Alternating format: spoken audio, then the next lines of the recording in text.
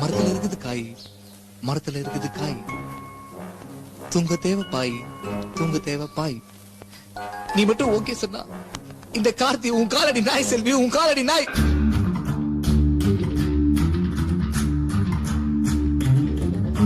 நம்ம பாட்காஸ்ட்ல ஏற்கனவே வந்து நாமுத்துக்குமார் பத்தி ஒரு எபிசோட் பண்ணியிருந்தோம். ஆக்சுவலா அந்த எபிசோடு வந்து நிறைய பேர்கிட்ட ஒரு நல்ல ஃபீட்பேக் வந்துச்சு. இந்த மாதிரி அந்த எபிசோட் ரொம்ப நல்லா இருக்கு, இது மாதிரி நிறைய பண்ணுங்க அப்படிங்கிற மாதிரி எல்லாம். அண்ட் எனக்கு அதுல ஒரு பெரிய குறை இருந்துச்சு. ஏன்னா அன்னைக்கு என்னால அதுல ஜாயின் பண்ண முடியல அப்படிங்கிறது ஒண்ணு. அந்த தாட் எனக்கு ஆக்சுவலா மனசுல இருந்துகிட்டே இருந்துச்சு, என்னை விட்டுட்டு பண்ணிட்டாங்களே அப்படிங்கிற காண்டு. அதுக்கப்புறம் வந்து இப்ப ரீசெண்டா வந்து ஓம் கிரீம்னு ஒரு பாட்காஸ்ட் ஃபாலோ பண்ணிட்டு இருக்கும்போது அவங்க வந்து ஒரு எபிசோட் வந்துச்சு. அதாவது பொயட்ரி அப்படின்னு சொல்லி தமிழ் சினிமா பாடல்கள்ல இருக்கக்கூடிய லிரிக்ஸ் எல்லாம் எடுத்து பயங்கரமா பேசியிருந்தாங்க. அந்த எபிசோட் வந்து ரொம்ப நல்லா இருந்துச்சு. அதை கேட்டதுக்கு அப்புறம் வந்து அந்த எனக்குள்ள இருந்த அந்த இது வந்து மறுபடியும் அடக்க முடியாம வெளியே வந்துருச்சு. எப்படியாவது இது பண்ணியே ஆகணும் அப்படிங்கிற மாதிரி. உங்களுக்குள்ள இந்த கவிஞர்கள் வெளியே வந்துட்டாங்களா? கவிஞர்ல ரசிகர்கள் வெளியே வந்துட்டாங்க. அதுக்கு மேல நம்மளுடைய நேயர்கள் எல்லாரும் கேட்டுக்கிட்டதுக்கு எனங்க இந்த மாதிரி ஒரு எபிசோட் பண்ணலாம் அப்படின்னு சொல்லி நாங்க டிசைட் பண்ணிருக்கோம். நேயர்களா? அறியாது, வேற யாரும் இல்ல, நீ நானும் தான். பரவாயில்ல, அப்பெல்லாம் சொல்லக்கூடாது. இப்ப நம்மளும் ஒரு பாட்காஸ்ட் சேனல் ஆயிட்டோம், அதனால வந்து நம்மளுக்கு நேயர்கள் இருக்காங்கன்னு சொல்லிக்கலாம், தப்பு இல்ல. சரி, ஓகே. இப்ப வந்து நம்ம இன்னைக்கு வந்து ஆக்சுவலா பேச போறது என்ன அப்படின்னா, அதான் இந்த மாதிரி தமிழ் சினிமா லிரிக்ஸ்ல நம்மளுக்கு போதை ஏத்துன பாடல்கள் வரிகளை பத்தி தான் இன்னைக்கு நம்ம வந்து பேச போறோம். எங்க இருந்து ஆரம்பிக்கலாம்? நீங்களே ஆரம்பிங்க. நீங்க எப்ப வந்து இந்த லிரிக்ஸ் எல்லாம் ரொம்ப உன்னிப்பா நல்லா உத்து கவனிக்க ஆரம்பிச்சீங்க? அது எப்பன்னு கரெக்டாலாம் ஆக்சுவலா ஞாபகம் இல்ல. ஆனா யோசிச்சு பார்த்தா ரொம்ப சின்ன வயசுல இருந்தே கொஞ்சம் அந்த எக்ஸ்பீரியன்ஸ் எல்லாம் இருக்கு. எப்படின்னா மெயினா வந்து அதுக்கு ஒரு பெரிய காரணம் வந்து நம்ம லிரிக்ஸ் கேட்கிறோம்ன்றத விட, உங்களுக்கு ஞாபகம் இருக்கா, நம்ம சின்ன பிள்ளைல எல்லாம் வந்து இந்த பாட்டு புக் ஒன்று விற்பாங்க 50 காசுக்கு. இந்த ஒவ்வொரு படத்தோட பாட்டு எல்லாம் எல்லா லிரிக்ஸையும் சேர்த்து ஒரு இந்த பேப்பர்ல இந்த ஒரு சின்ன சைஸ் புக் மாதிரி புக்லெட் மாதிரி ஒரு 50 பைசாக்கு விற்பாங்க. அந்த பாட்டு புக் வந்து ஸ்கூல்ல 4th 5th படிக்கும் போது பக்கத்துல இருக்க அந்த உள்ளூர்காரங்கிட்ட சொல்லி நிறைய வாங்கிட்டு வர சொல்லி படிச்ச ஞாபகம் இருக்கு. எனக்கு அதுல நல்லா ஞாபகம் இருக்கிற படங்கள் அப்படின்னா அந்த திருடா திருடி, அப்புறம் வந்து காதல் கொண்டேன் பாட்டு, பாய்ஸ் பட பாட்டெல்லாம் வந்து அந்த அந்த புக்கை வச்சுதான் நான் உட்காந்து மனப்பாடம் பண்ணேன். அப்ப அந்த பாட்டை நம்ம கேட்டு புரிஞ்சதை விட அந்த லிரிக்ஸை படிக்கும் போது தெரியல, அதனுடைய உண்மையான ஆழமான அர்த்தங்கள் வந்து அப்ப பெருசா புரிஞ்சிருக்காதுன்றது ஒண்ணு. ஆனா ஏதோ அந்த ஒரு படிக்கும் போது ஒரு ஃபீல் இருக்கும்ல, என்னமோ எழுதிருக்காங்கடா, ஏதோ ஒரு மாதிரி இருக்குடா அப்படிங்கிற மாதிரி, அந்த மாதிரி இருந்துச்சு. இல்ல, நம்ம அது இல்லாம சின்ன வயசுல பாடுறப்பெல்லாம் நம்ம வாய்க்கு வரதை இஷ்டத்துக்குள்ள பாடிக்கிட்டு இருப்போம். அந்த டியூன்ல ஏதாவது ஒண்ணு வந்தா போதும்னு சொல்லி பாடிக்கிட்டு இருப்போம்.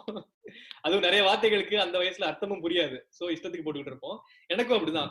நீங்க சொல்ற மாதிரி நான் இந்த மாதிரி பாட்டு புக் வாங்கினது இல்ல. பட் அந்த டைம்ல சில பாட்டு சிடி எல்லாம் வாங்குவாங்க வீட்டுல, அந்த ஒரிஜினல் சிடிஸ் விற்பாங்கல்ல.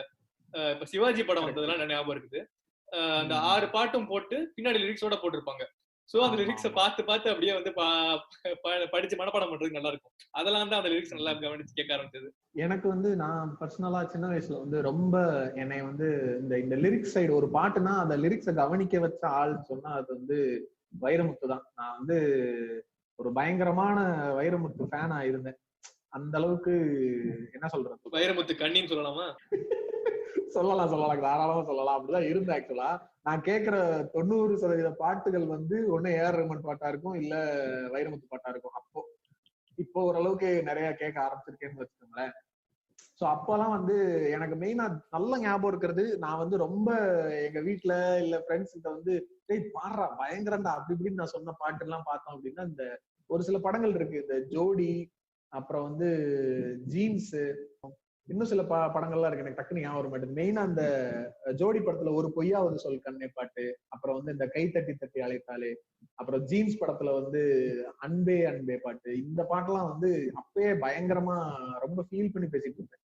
நீங்க எதுக்கு அன்பே அன்பே சொல்றீங்கன்னு தெரியும், சரி விடுங்க.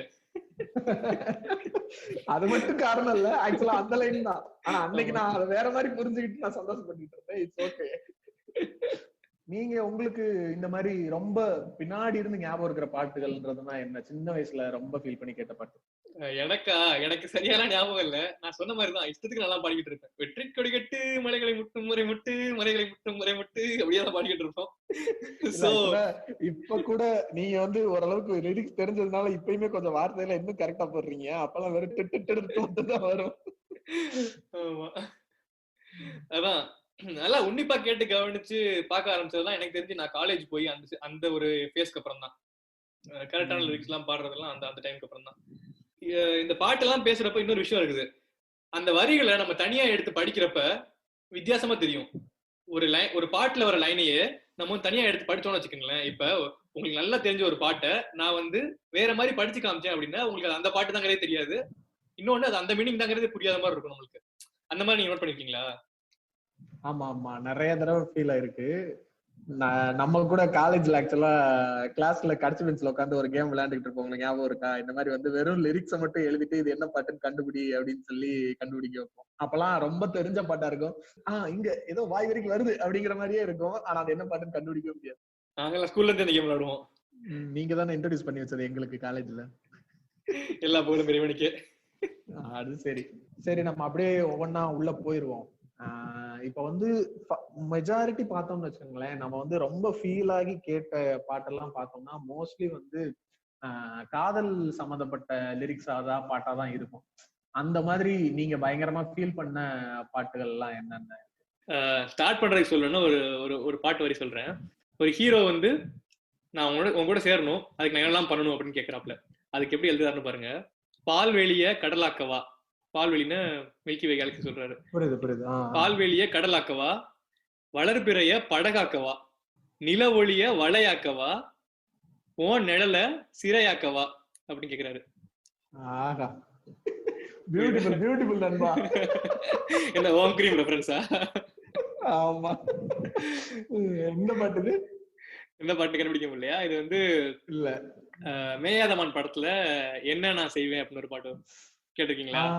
ஓகே ஓகே, ஆமா ஆமா ஆமா ஆமா. பால்வெளிய கடலாக்கவா அப்படின்னு அப்படி வரும். கேட்டிருக்கீங்களா? கேட்டிருக்கேன் தலைவா, கேட்டிருக்கேன்.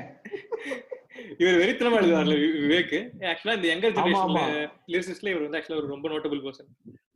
ஆமா ஆமா, சீரியஸா ஆக்சுவலா இப்போ ரீசெண்டா கேட்ட நிறைய பாட்டுல இந்த மாதிரி நம்ம பயங்கரமா ஃபீல் பண்ற மாதிரி பாட்டெல்லாம் வந்து இந்த இவர் விவேக்கோட பாட்டு, அதுவும் மெயினா சந்தோஷ் நாராயணனோட கம்போசிஷன்ல அவர் எழுதுறதெல்லாம் பயங்கரமா இருக்கு. சந்தோஷ் நாராயணன், பிரதீப் குமார். இன்னொன்னு சொல்லவா? இது வந்து பிரதீப் குமாரோட கம்போசிஷன். ஓ, இந்த பாட்டா? Okay okay okay. எனக்கு இந்த வட சென்னை படத்துல 2 பாட்டு ரொம்ப பிடிக்கும். ஒண்ணு வந்து இந்த கார்குழல் கடவையை பாட்டு ஒண்ணு, இன்னொன்னு வந்து இந்த மாயாவி பாட்டு. ரெண்டுமே பயங்கரமா. கார்குழல் கடவையெல்லாம் பார்த்தா லிரிக்ஸ் வந்து அவ்வளோ ரொம்ப என்ன சொல்றது, ரொம்ப பொயட்டிக்கா இருக்கும். ரொம்ப சாதாரண வேர்ட்ஸ்ல இருக்காது, அதுவும் சூப்பரா இருக்கும். மாயாவி வந்து ரொம்ப சாதாரண வேர்ட்ஸா இருக்கும், அதுவும் செம்மையா இருக்கும். இந்த மாயாவி பாட்டுல வந்து பார்த்தோம் அப்படின்னா ஒரு லைன் வரும், தினம் கொட்டி தீக்கவா ஒரு முட்டாள் மேகமா, உன்னை சுத்தி வாழவா உன் கொட்டா காகமா அப்படின்னு. அதை கம்பேர் பண்ற விஷயங்கள் இருக்குல்ல, நம்மளுக்கு மெயின் அந்த பாட்டுல எல்லாம் நம்ம இந்த பிக்சரைஸ் பண்றதுதான் வந்து பயங்கரமான அந்த ஒரு ஃபீலே கொடுக்கும் இல்லையா? அதே மாதிரி இந்த கார்குழல் கடவைய பாட்டுல ஒரு லிரிக் வரும், கண்ணாடி கோப்பை ஆளியில் நான் கை மீறி சேர்ந்த தேயிலை அப்படின்னு வரும். அது வந்து ஆக்சுவலா ஒரு டீ கிளாஸ்ல இருக்கிற ஒரு டீ தூள், அவ்வளவுதான். அதெல்லாம் ரொம்ப நம்ம இப்ப பேசும்போது எனக்கு அதை வந்து தெளிவா சொல்ல முடியல. சில விஷயங்களை வந்து நம்மளால எக்ஸ்பிரஸ் பண்ணவே முடியாது, அந்த மாதிரி இருக்கு. நீங்க கடல் அலையெல்லாம் சொன்னதுக்கு அப்புறம் அப்படியே அந்த லைன்லயே ஒண்ணு போவோம். நான் வந்து உனக்கு என்ன மாதிரி ஒரு துணையா இருப்பேன் அப்படின்னு இப்ப லைன் சொல்றாங்க, சரியா? நீங்க எந்த லைன் சொல்ல வரீங்கன்னு எனக்கு தெரிஞ்சு போச்சு. நான் நோட் பண்ணி வச்சிருந்தேன், சொல்லுங்க. அப்படியா? நானே சொல்றேன். அதாவது சொல்லுங்க. கடல் அலை போல உன் கால் தொட்டு உரசி, கடல் உள்ள போறவன் நான் இல்லடி, கடல் மண்ண போல உன் காலோட ஒட்டி, கரை தாண்டும் வர நான் இருப்பேனடி. இது நிஜமா நம்ம சொல்லிட்டு இருந்தோம்ல, இப்படி எல்லாம் யோசிக்க முடியுமா அப்படிங்கறது வந்து இதுதான். நான் வந்து நம்ம நிறைய பார்த்திருப்போம், கடல் அலைய வந்து பெருசா பேசுற கம்பேரிசன் நிறைய இருக்கும். ஆனா நான் வந்து சும்மா கடல்ல மாதிரி உன் காலில் வந்து தொடுத்துட்டு உள்ள போயிட மாட்டேன். எதை கொண்டு போய் அதுல கம்பேர் பண்றோன்றது இருக்குல்ல, அங்க நம்ம வந்து இப்ப கடல்ல காலை நினைச்சிட்டு அந்த பீச் மணல்ல நடந்து நம்ம கரைக்கு வர்ற வரைக்கும் அந்த மண்ணு வந்து நம்ம காலை விட்டு போவே போகாது. வீட்டு வரைக்கும் இருக்கும், வீட்டுல வரைக்கும் இருக்கும். அத எழுதி நான் வந்து அந்த கடல் மண்ணை போல உன் காலோட ஒட்டி கரை தாண்டும் வரையில்ன்றப்ப உன் லைஃப் லாங் நான் அவன் கூட இருந்துட்டு தான் போவேன் அப்படிங்கிறது. அந்த கண்ணான கண்ணை பாட்டு ஆக்சுவலா ஒவ்வொரு வரையும் சூப்பரா இருக்கும். இந்த பாட்டு லிரிக்ஸ்குள்ள போய் இத கேட்டு அந்த பிக்சரைசேஷன் எல்லாம் யோசிச்சு பார்த்தோம்னு வச்சுக்கோங்களேன், இது ஒரு பயங்கரமான ஒரு டோப்புங்க. ஆமா. இல்ல இன்னொன்னு சொல்றேன், நான் வந்து ரொம்ப வருஷமா கூட சேர்ந்து பாடிட்டே இருப்பேன். எனக்கு அந்த லைனும் லிரிக்ஸும் கரெக்டாவே தெரியும். ஆனா இந்த பிக்சரைசேஷன் இருக்குல்ல, அது ஒரு தனி விதமான ஒரு தனி விதமான டோப். அது நிஜமாவே அதை ஃபீல் பண்றவங்களுக்கு அது கண்டிப்பா புரியும். அதை எல்லாருமே ஃபீல் பண்ணணும்னு நினைச்சு நீங்க சொல்ற மாதிரி தான் நான் நிறைய பேர்ட்ட சொல்லுவேன், இந்த லைன் கவனிச்சேன், இந்த லைன் கவனிச்சேன் அப்படிம்பாங்க. அது அவங்க ஒரு பெரிய விஷயமே சொல்ல மாட்டாங்க, இதுல என்ன இருக்குது அப்படிம்பாங்க. பட் அதை பிக்சரைஸ் பண்ணி பார்த்து அதை உருவகப்படுத்துறதுன்னு சொல்லுவாங்கல்ல, அப்பதான் அந்த ரியல் பியூட்டியோ தெரியும். அங்கதான் அந்த கவிஞர்களுக்கும் நமக்கும் இருக்க வித்தியாசம் இருக்கு. நானே ஆக்சுவலா நிறைய பேர் சொல்லும் போதெல்லாம் வந்துட்டு என்ன இதுல பெருசா அப்படின்னு நான் நிறைய பாட்டை நினைச்சிருக்கேன். ஒரு லேட்டர் டைம்ல வந்து எனக்கே ஒரு நாள் திடீர்னு நான் ஒரு நல்ல மூட்ல இருக்கும்போது அந்த பாட்டுல இருக்க லிரிக்ஸை வந்து நான் ஒரு மாதிரி யோசிச்சு பார்த்திருப்பேன். அப்பதான் ஃபீல் ஆகும், ஓ இதுக்காக தான் இதை இப்படி சொன்னாங்களா இத்தனை நாளா அப்படிங்கிற மாதிரி எல்லாம் இருக்கும். இன்னொரு விஷயம், நம்ம கவிஞர்கள் எழுதுற பார்க்கும்போது அந்த கதையோடைய போக்குக்கும் அந்த கதையில இருக்க சிச்சுவேஷனுக்கும் அந்த பாட்டுல இருக்கிற சிச்சுவேஷனையும் ஒரு மாதிரி பிளண்ட் ஆகி சில விஷயங்கள்லாம் எழுதியிருப்பாங்க தெரியுமா. எனக்கு வந்து இந்த உயிரே படத்துல வந்து பூங்காற்றிலே பாட்டுல ஒரு லைன் வரும். ஆக்சுவலா அந்த படத்தோட கதைப்படி ஹீரோ வந்து ஒரு ரேடியோ ஜாக்கி. அவர் வந்து ஆல் இண்டியா ரேடியோல ஒர்க் பண்ணுவாரு. மனிஷா கொய்ராலாவை அவர் வந்து எங்கேயோ பார்த்திருப்பாரு. அவங்களுக்கு வந்து பெருசா பழக்கம் இருக்காது. அவங்க வந்து இவரை ரேடியோல மட்டும்தான் கேட்டுட்டு இருக்கிற மாதிரி இருக்கும். அந்த சீனே செம்மையா இருக்கும்.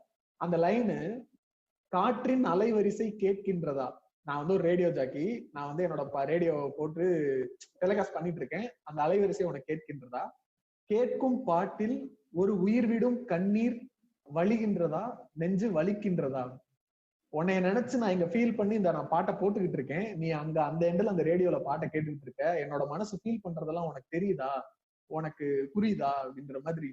இதயம் இதை விட ஹை பாயிண்ட் வந்து அடுத்த லைன் தான், இதயம் கருகும் ஒரு வாசம் வருகிறதா அப்படிம்பாரு. அப்பா என்ன மாதிரி இருக்கும்ல. அதான் அந்த ஆக்சுவலா அந்த வீடியோவும் பாத்தீங்கன்னு வச்சுங்களேன், இத மனிஷா கொய்ராலா வந்து கேட்டுக்கிட்டு இருப்பாங்க. இந்த லைன்ஸ் எல்லாம் கேட்க ஃபீல் ஆகி ஒரு கடத்துல அந்த பாட்டை ஆஃப் பண்ணி விட்டுருவாங்க. நீங்க படத்துல பாத்தீங்கன்னா அந்த லிரிக்ஸ் ஃபுல்லா வராது. ஒரு இடத்துல பாட்டு கட் ஆயிரும். திரும்ப கொஞ்ச நேரம் கழிச்சு ஐயோ அதை கேட்காம இருக்கமேன்னு ஃபீல் பண்ணி திரும்ப ரேடியோ ஆன் பண்ணுவாங்க. அந்த பாட்டு ஓடிட்டு இருக்கு. அது ஒரு மாதிரி பயங்கரமான ஒரு ஃபீல். அது எல்லாத்தையும் ஒன்னா யோசிச்சு பார்க்கும்போது அது ஒரு சம ஃபீல். அது அதே மாதிரி இன்னொரு இது வந்து என்ன அப்படின்னா, இந்த அஞ்சலி பாட்டு இருக்குல்ல நம்ம டூயட் படத்துல. ஆமா, அதுல வந்து ஆக்சுவலா எல்லாருமே பயங்கரமா சொல்ற ஒரு லைன் இருக்கு, உங்களுக்கும் தெரியும் கண்டிப்பா.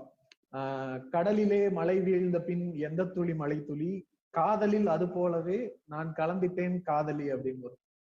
அதுவே ஆக்சுவலா பயங்கரமான ஒரு கம்பேரிசன். ஆனா அது எல்லாருக்கும் ரொம்ப பாப்புலரா தெரிஞ்ச விஷயம். எனக்கு ரீசெண்டா அந்த அடுத்த ஸ்டான்ஸா கேட்கும்போது ஒரு விஷயம் தோணுச்சு.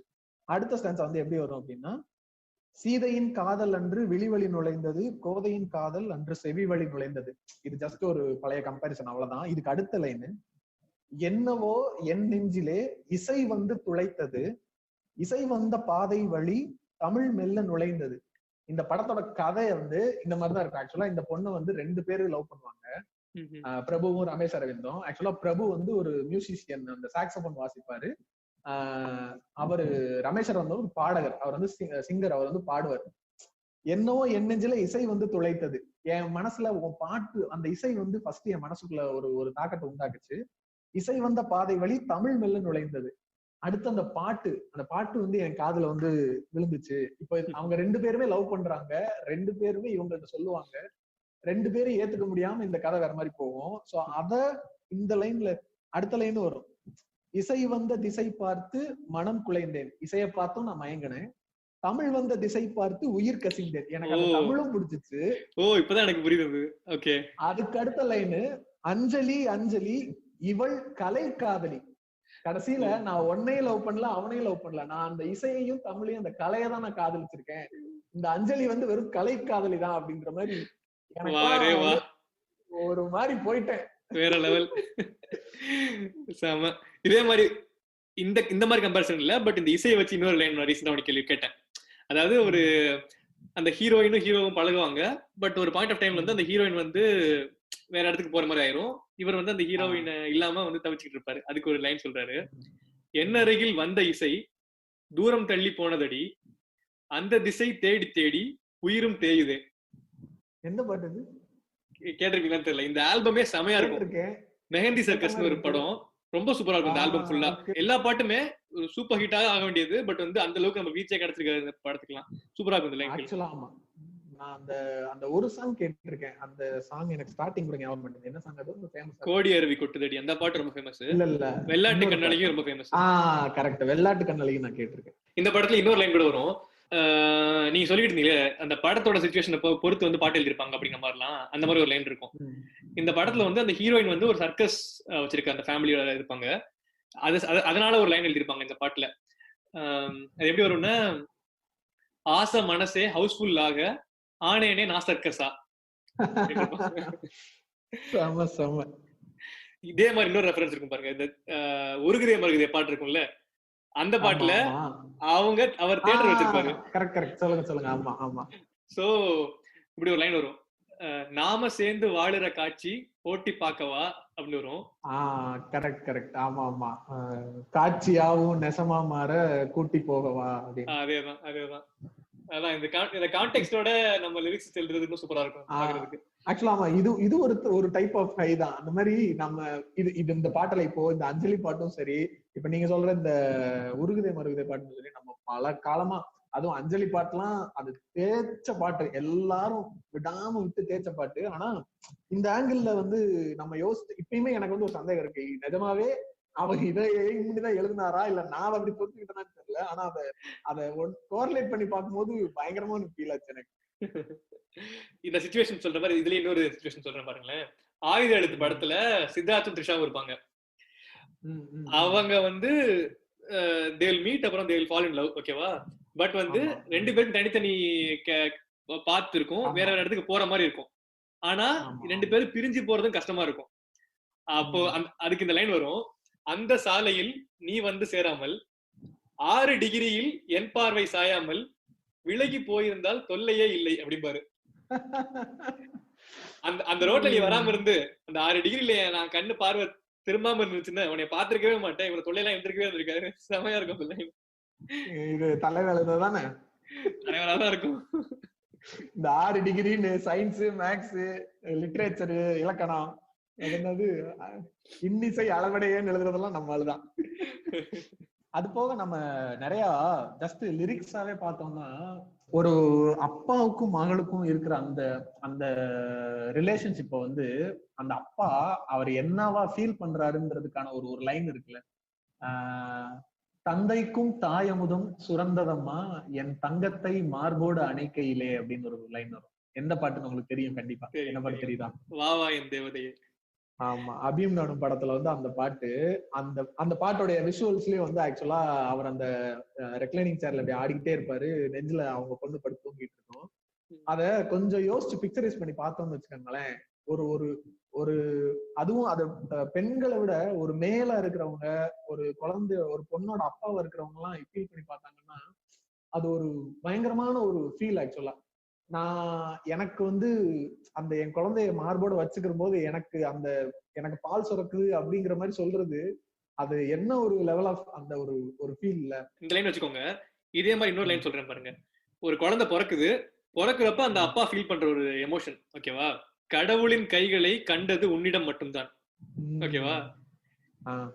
என் உயிர் பூமியில் பிறந்தது பிடித்தது இன்னொடி மட்டும்தான். எப்படி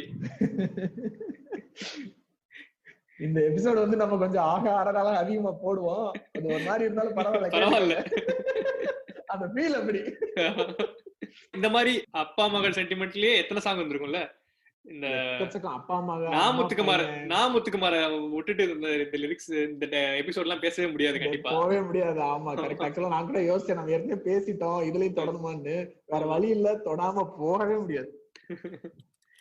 அதான் ஆனந்த யாழை நேஷனல் அவார்டு வாங்கின பாட்டு இதெல்லாம் இருந்தாலும் எல்லாருக்கும் தெரிஞ்ச பாட்டு. பட் இருந்தாலும் வந்து அதெல்லாம் வந்து சொல்லாம போறது வந்து இந்த எபிசோடுக்கு நம்ம பண்ற துரோகம் ஆயிரும். ஆமா.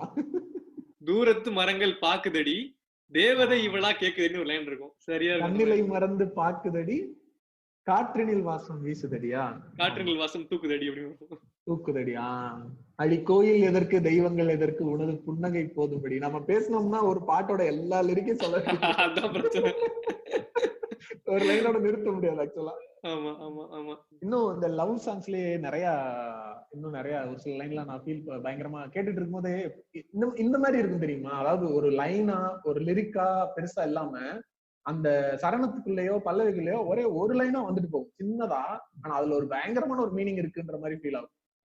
இந்த இந்த படம் இருக்குல்ல, கிரீடம் படம். கிரீடம் படத்துல வந்து விழியில் உன் விழியில்னு ஒரு பாட்டு வரும். அந்த பாட்டுல வந்து ஒரு லைன் வரும், என் தனிமைக்கு தனிமை நீ வந்து கொடுத்தாய் அப்படின்னு இருக்கும். அப்படி போடு, நீவே தனிமையே கிடையாதுங்கிறத சிம்பிளா சொல்றாங்க. அதாவது என் தனிமை இப்ப தனிமையில போயிடுச்சு, நான் உங்கட வந்துட்டேன் அப்படிங்கிற மாதிரி இருக்கு. இது ஒரு லைனு எனக்கு ஒரு ஒரு வார்த்தை பயங்கரமான ஒரு ஒரு ஒரு ஃபீலை கொடுத்துச்சு. இந்த படம் ரிலீஸ் ஆகுறதுக்கு முன்னாடியே பயங்கரமா அதனுடைய ஒரே ஒரு பாட்டுக்காக பயங்கரமா ஃபேமஸ் ஆன அந்த பாட்டு. இது வந்து இந்த 96 படத்துல அந்த காதலே காதலே பாட்டு. அந்த எனக்கு வந்து அந்த ஆக்சுவலா அந்த படத்துக்கு வந்து பெருசா ப்ரொமோஷன் எதுவுமே இல்லாம அந்த ஃபர்ஸ்ட் சாங் வெளியே ரிலீஸ் ஆச்சு. அத வந்து ஃபர்ஸ்ட் டைம் கேக்குறேன் நானு. அந்த லைன் இருக்குல்ல, அந்த காதலே காதலே தனிப்பெரும் துணையே. எனக்கு அந்த தனிப்பெரும் துணைன்ற வார்த்தை என்னைய பயங்கரமா ஃபீல் பண்ண வச்சு.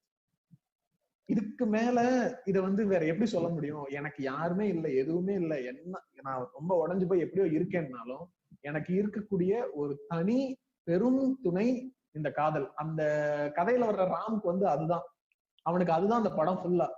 வேற எதுவுமே கிடையாது அவனுக்கு. அவனுக்கு இருக்கிற ஒரே ஒரு துணை, பெரிய துணை அந்த காதல் மட்டும்தான். இது இந்த லைன்ல காதலே காதலே தனி பெரும் துணையிலே முடிஞ்சிருச்சு. இது வந்து கேட்டப்போ வந்து ரொம்ப யோசிச்சு யோசிச்சு திரும்ப திரும்ப எப்படி ஆமா இல்ல ஆமா ஆமா அப்படியே போ. அதான் அந்தாதிங்கிற வார்த்தையே கிட்டத்தட்ட அப்படிதானே. ஆதியும் நீ அந்தமும் நீ. சோ அதுலயே முடிஞ்சிச்சு அந்த மாதிரி இருக்குமா. செமையா இருக்கும் அந்த வார்த்தை. அந்த பாட்டுல எல்லா லைனுமே ஆக்சுவலா கார்த்திக் மேத்தா வந்து நம்ம ரொம்ப நாளா ரெகக்னைஸ் பண்ணாம விட்டுட்டோம்னு நினைக்கிறேன். 96ல தான் கொஞ்சம் அவர் பேர் வெளியே வந்துச்சு இல்லையா? ஆமா ஆமா. அதான் சொல்லுவாங்களே, நாமத்துக்கு அவரோட தம்பி மாதிரி கிட்டத்தட்ட அவரை ரீப்ளேஸ் பண்றதுக்குன்னே இருக்கிற மாதிரி ஒரு ஆளு. சீரியஸா அது எல்லாருக்கும் தெரிஞ்ச பாட்டு தான், இருந்தாலும் அந்த பாட்டையும் நம்ம தொடாம போக முடியாது. கார்த்திக் மேத்தா சொல்லிட்டு இந்த லைஃப் ஆஃப் ராம் பாட்டு அதுல இருக்கிற ஒவ்வொரு வரியுமே சொல்லிதான் ஆகணும். எனக்கு பர்சனலா ரொம்ப பயங்கரமா நான் யோசிச்ச பாட்டு வந்து இது வரைக்கும் யாருமே சொல்லாத ஒரு கம்பாரிசன் நினைச்சதுன்னா, அந்த திமிலேறி காலை மேல் தூங்கும் காகமாய் பூமி மீது இருப்பேன், புவி போகும் போக்கில் கை கோர்த்து நானும் நடப்பேன்னு வரும். இந்த பிக்சர் இருக்குல்ல, ஒரு ஒரு மாட்டோட திமில்ல வந்து ஒரு காக்கா உட்கார்றத வந்து நம்ம பிறந்ததுல இருந்து நம்ம எக்கச்சக்க இடத்துல பார்த்திருக்கோம் இல்லையா? ஆனா இந்த பூமிக்கு மேல நான் அப்படிதான் இருக்கேன், நான் பாட்டுக்கு உட்காந்துட்டு இருக்கேன், அது அந்த மாடு எங்க போகுதோ என்ன செய்யுதோ அது மாதிரி இந்த பூமி போறதுல எல்லாம் நான் பாட்டுக்கு போய்கிட்டே இருப்பேன், ரிலாக்ஸா ஃப்ரீயா அப்படிங்கிறது. இந்த கம்பாரிசன் வந்து எனக்கு அந்த பாட்டுல ரொம்ப புதுசா இருந்துச்சு. இந்த லைனுக்கு முன்னாடி இன்னொரு லைன் வரும், அதையும் சேர்த்து பார்க்கணும். ரெண்டுமே கிட்டத்தட்ட ஒரே மீனிங்கா இருக்கும். பட் பாருங்களேன், நீரின் ஆழத்தில் போகின்ற கல் போலவே ஓசை எல்லாம் துறந்தே காண்கின்ற காட்சிக்குள் நான் மூழ்கினேன் அப்படின்னு இருக்கும். அந்த ஒரு கல்லு வந்து தண்ணிக்குள்ள போய்கிட்டு இருக்கு, சத்தம் எதுவுமே கேட்காது. இந்த மாதிரி ஒரு மனநிலையில பாக்குற காட்சி எல்லாம் பாத்துக்கிட்டே அப்படியே நான் வந்து அதே மூழ்கி போயிருக்கேன். அந்த ஒரு ஒரு ஒரு காட்சிக்குள்ள மூழ்கிறதுன்றது எத்தனை பேரால அதை ரியலைஸ் பண்ணி பார்க்க முடியும் சொல்லுங்க. என்னை சுத்தி இருக்கிற அந்த ஒரு ஒரு ஸ்பேஸ்ல வந்து நான் முங்கி இருக்கேன்றதே பயங்கரமான ஒரு கம்பேரிசன். அதே மாதிரி அந்த இந்த லைன், அந்த இரு காலின் இடையிலே உரசும் புனையாய் வாழ்க்கை போதுமானடா, எதிர்காலம் யாரையும் தீண்ட தூண்டும் அழகா. அந்த அந்த இதுதான், அந்த பூனை வந்து சும்மா எது கூடயாவது அப்படி தேய்ச்சிக்கிட்டு உரைச்சிக்கிட்டு அது பாட்டுக்கு போயிட்டே இருக்குல்ல, அது மாதிரி அந்த அந்த லைஃப் வந்து அப்படி என்ஜாய் பண்றான். எல்லாம் என்னை சுத்தி இருக்கிற எல்லாத்தையும் என்ஜாய் பண்றேங்கிற மாதிரி. அப்புறம் இன்னொரு லைன், எனக்கு பர்சனலா ஒரு லைன் வந்து ஒரு பாட்டே ரொம்ப ரொம்ப பிடிக்கும். நான் வந்து ஃபாரின்ல இருக்கேன், இங்க இருந்துட்டு நான் வந்து என்னை இந்தியாவை ரொம்ப மிஸ் பண்ண வச்ச ஒரு பாட்டு. ஒரு லைன் சொல்றேன் பாருங்க. இது கொஞ்சம் சூப்பர்ஃபிஷியலா பாக்குறதுக்கு வந்து ஏதோ என்ன ரொம்ப நார்மல் தானே அப்படிங்கிற மாதிரி இருக்கும். பட் ஒன்ஸ் வந்து இது வெளிநாட்டுல இருக்கவங்களுக்கு, சீக்கிரமா நினைச்ச உடனே வந்து இந்தியாவுக்கு வர முடியாதவங்களுக்கு இல்ல தமிழ்நாட்டுக்கு வர முடியாதவங்களுக்கு அந்த ஃபீல் கண்டிப்பா புரியும் இந்த பாட்டு கேட்கிறப்ப.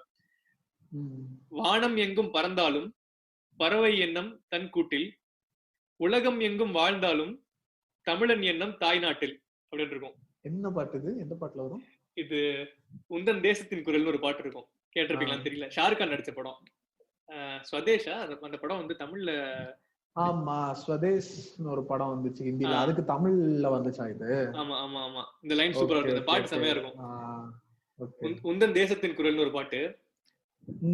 அது கேக்குறப்ப ஏன்னு தெரியல, அப்படியே ஒரு மாதிரி ஒரு டிப்ரெசிங்காவும் இருக்கும், ஆனா வந்து ரொம்ப அப்படியே மிஸ் பண்ற மாதிரி ஆயிரும் இந்தியாவை.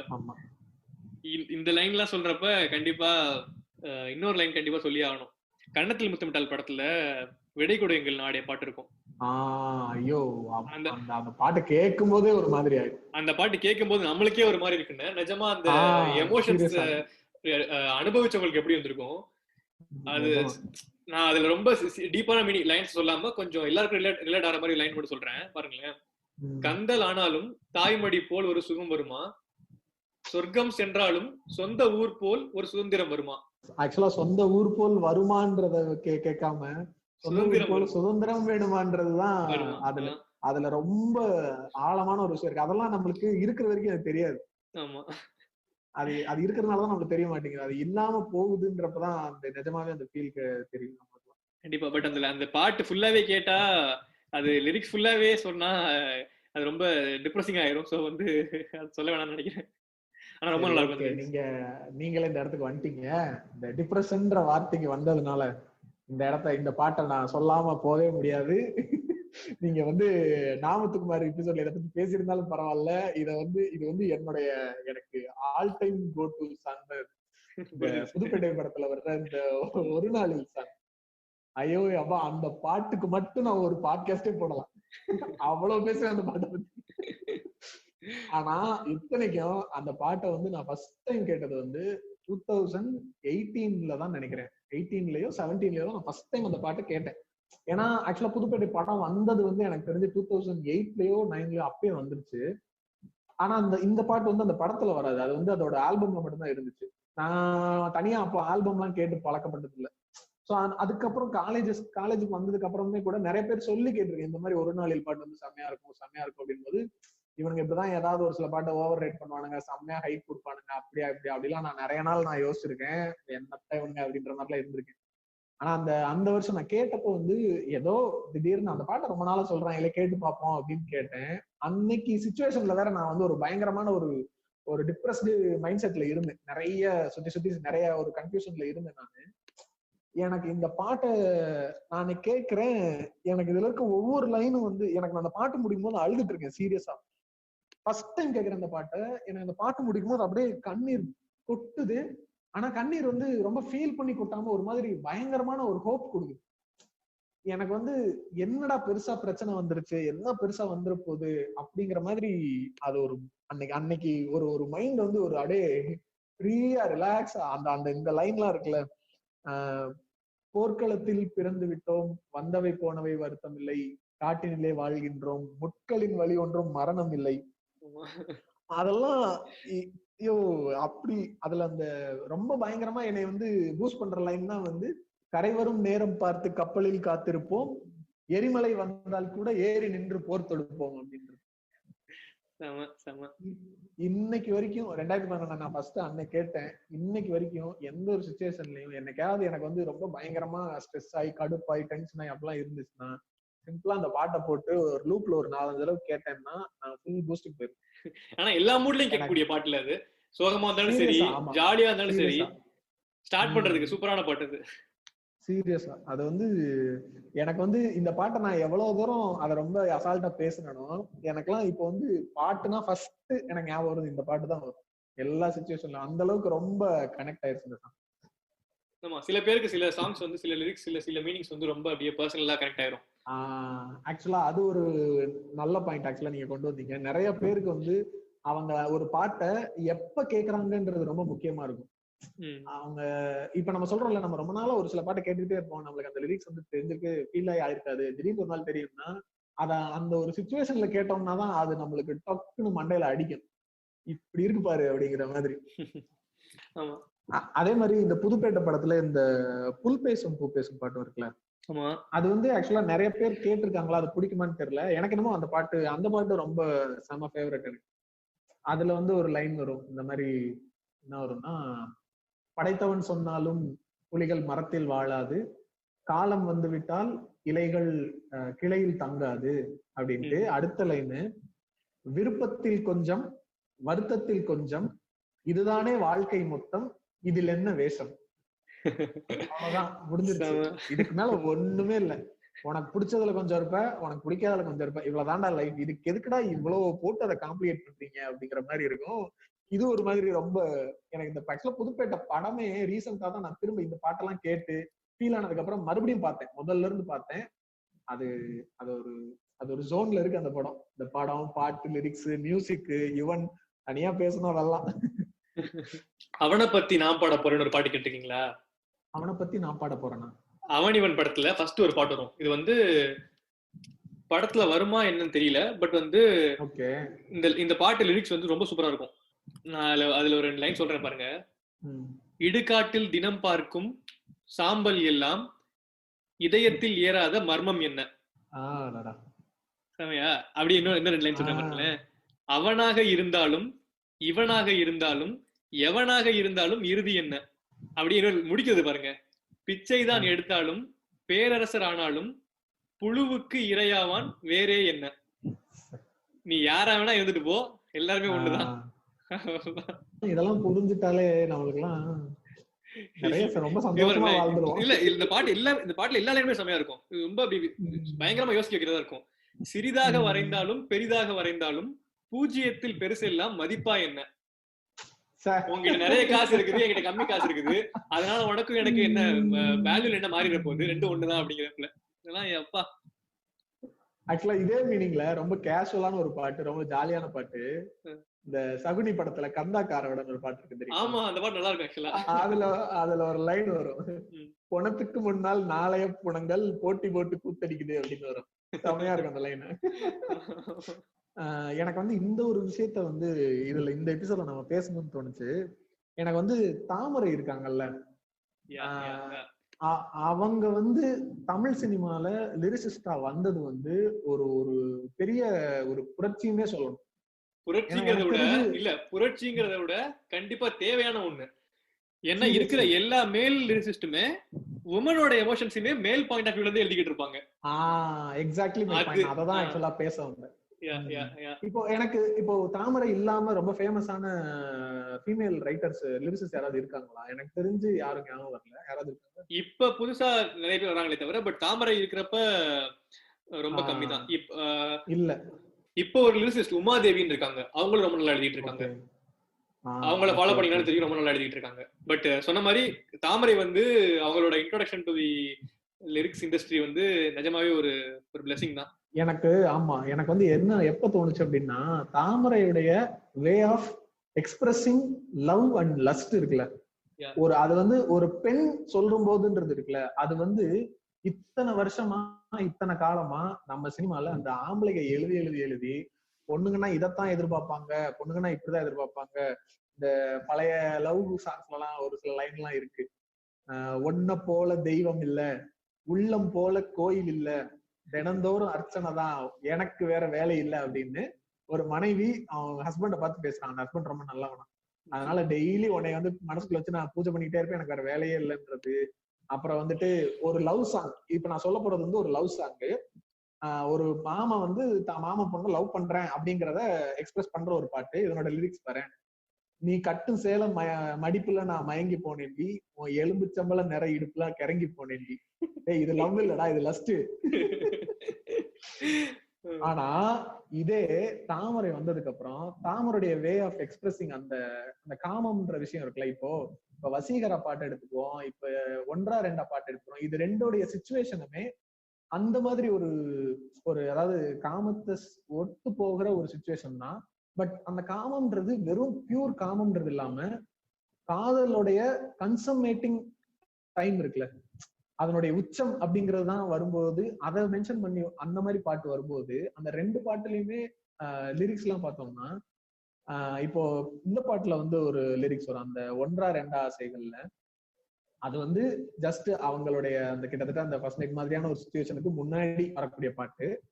அதுல வர்ற லைனு, பெண்களை நிமிர்ந்து பார்த்திடா உன் இனிய கண்ணியம் பிடிக்குதே, கண்களை நேர பார்த்துதான் நீ பேசும் தோரணை பிடிக்குதே. ஒரு பெண் வந்து தனக்கு தன்னுடைய ஹஸ்பண்டையோ இல்ல லவ் பண்ற பையனோ வந்து என்னை வந்து நீ என் உடம்ப ரசிக்கணும், நீ என்னை வந்து ஒரு பொருளா எடுத்துக்கணும், நான் ஒரு பொருளை நீ என்னை எடுத்துக்க ஃபுல்லா எடுத்துக்க அப்படின்ற பேச்சுல இல்லாம, நீ வந்து என் கண்ணை பார்த்து பேசுற ஒரு தோரணை இருக்குல்ல, அது எனக்கு ரொம்ப பிடிச்சிருக்கு அப்படின்ற மாதிரி சொல்றது இருக்குல்ல, அதுதான் அந்த பாயிண்ட் ஆஃப் வியூ, அதோட இம்பார்ட்டன்ஸ் இல்லையா? இது நீ ரொம்ப அழகா சொன்னீங்க. இதை தாண்டி தாமரை அந்த மாதிரி ஃபீமேல் லிரிசிஸ்ட பிடிக்கிறது என்ன அப்படின்னா, அவங்க வந்து பசங்க வந்து அவங்களை எப்படி வந்து பார்க்கணுங்கிறத அவங்க பாயிண்ட் ஆஃப் வியூ எழுத நல்லா இருக்கும். இப்ப நீங்க சொன்னீங்க பெண்கள் வந்து என்ன மாதிரி எதிர்பார்க்கறத அவங்க லைன்ல இருந்து சொன்னீங்க, கரெக்டா? அவங்க மேல் பாயிண்ட் ஆஃப் வியூல இருந்து சில பாட்டுகள் எழுதியிருப்பாங்கல்ல, அதை நினைச்சு பாத்தீங்கன்னா அவங்க வந்து பசங்க வந்து எப்படி இவங்க கிட்ட பிஹேவ் பண்ணுங்கிறத வந்து பசங்க பாயிண்ட் ஆஃப் வியூல சொல்லுவாங்க. ஆமா, ரைட். ஆக்சுவலா நான் இப்ப அடுத்து அந்த பாட்டை தான் சொல்ல வந்தேன். ஆக்சுவலா இந்த என்னை நோக்கி பாயும் தோட்ட படத்துல வந்து விசிறின்னு ஒரு சாங் இருக்குல்ல, அதுல வந்து ஒரு லைனு, அதுல வந்து அந்த மேல் பாடுற ஒரு லைன் இது, யார் யாரோ கணாக்களில் நாளும் நீ சென்று உலாவுகின்றவள், நீ காணும் கணாக்களில் வரும் ஓர் ஆண் என்றால் நான் தான் எந்நாளிலும்.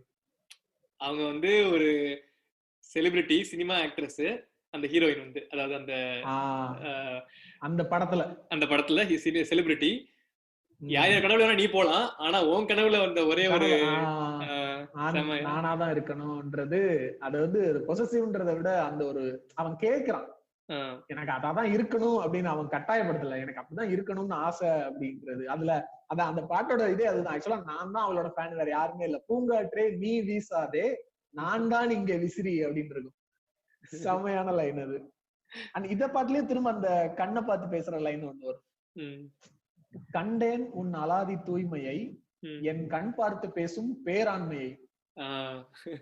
அதான் டேய், நீங்க வந்து 4 பேர் அடிக்கிறதெல்லாம் ஆண்மை கிடையாதுடா, ஒரு பொண்ணோட கண்ணை பார்த்து பேசுறதுதான்டா ஆண்மை, அதான்டா பேராண்மை அப்படிங்கிறாங்க சிம்பிளா. அதான் நீ வந்து ஒரு இப்ப இது வரைக்கும் இந்த மேல் ரைட்டர்ஸ் எழுதும் போதெல்லாம் பார்த்தோம்னா, நான் 10 பேரை அடிச்சதை பார்த்தவன் மயங்கினா, நான் தம் அடிக்கிற ஸ்டைல பார்த்து தனலட்சுமி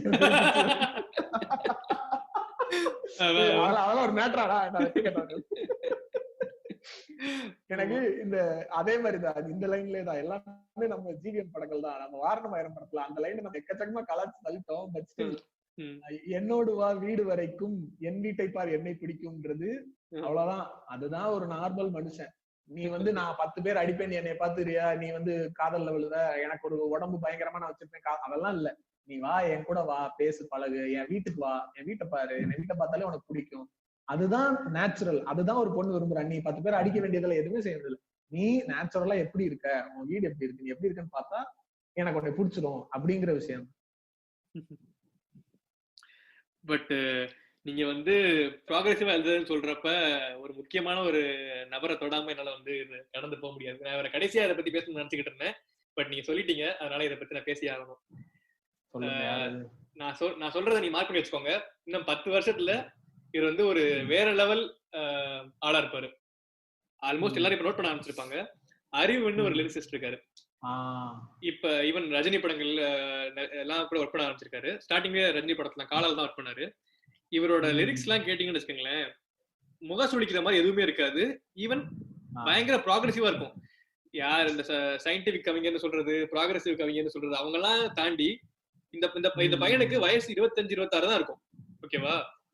இவர் எழுதுற அந்த ஒரு தெளிவு எனக்கு தெரிஞ்சது வரைக்கும் நான் தமிழ்ல யார்ட்டையுமே பார்த்தது கிடையாது. நான் வந்து தைரியமா சொல்லுவேன், யார்ட்டையுமே அந்த தெளிவை பார்த்தது கிடையாது அப்படின்னு. ஒரு பொண்ணை அவர் வர்ணிக்கிறாரு, இவர் லவ் பண்ற பொண்ணை வர்ணிக்கிறாரு. ஓகேவா? இப்படி எவனாவது தமிழ்ல எழுதிருக்காங்கன்னு பாருங்களேன். நீ பார்ட்டி கேர்ளோ பார்பி டாலோ எல்லாமே உன் இஷ்டம், நீ மானத்துக்கு அச்சப்பட்டா மாறாதே உன் கஷ்டம். ஆக்சுவலா இந்த பாட்காஸ்ட்ல வீடியோ இல்லையே இப்ப நான் ஃபீல் பண்றேன். அது சரி, சொல்லுங்க. இதை விடுங்க. சொல்லுங்க. அரை ஆடை அரிமாவோ அறிவை மயக்கும் அறிவை நீயோ. ஓகேவா? அறிவைன்னு என்ன தெரியுமா? சொல்றேன், ஃபுல்லாவே வருவோம். அரையாடை அரிமாவோ அப்படின்னு இவங்க எல்லாம் சொல்லுவாங்கல்ல, அரைகுறையெல்லாம் ஆடை அணிஞ்சா அவங்க எங்களுக்கு வந்து மரியாதை வராது அப்படின்லாம் சொல்லுவாங்க இல்ல நம்ம கலாச்சார காவலர்கள்லாம். அந்த மாதிரிலாம் இல்ல, என்ன வேணா பண்ணு, அரையாடை அரிமாவா, அரிமான சிங்கம்.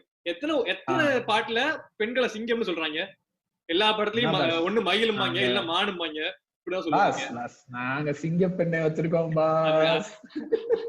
அந்த பர்னிச்சர் தான் ஆல்ரெடி உடச்சாச்சு, விடுங்க. சொல்றேன் கேளுங்க. அரையாடை அரிமாவோ, அறிவை மயக்கும் அறிவை நீயோ. அறிவைன்னு என்ன தெரியுமா? பெண்கள்ல 7 வகையான வயசை பொறுத்து இது சொல்லுவாங்க. பேதை பெதும்பை, அதேதான் பேதை பெதும்பை அறிவை அந்த மாதிரி நிறைய இருக்கும். சோ அறிவைன்னா 20 to 25 years of ஏஜ் இருக்க ஒரு பொண்ணு வந்து அறிவைன்னு சொல்லுவாங்க. ஓகேவா? அப்புறம் இன்னொரு லைன் பாருங்க, ரைட்டோ தப்போ நீ புடிச்சத செய்யடி கிளப்போ மப்போ, பார்ட் டைம் ஒர்க்கோ நீ பகலில தூங்குற ஐடி கிளர்க்கோ. ஓகேவா?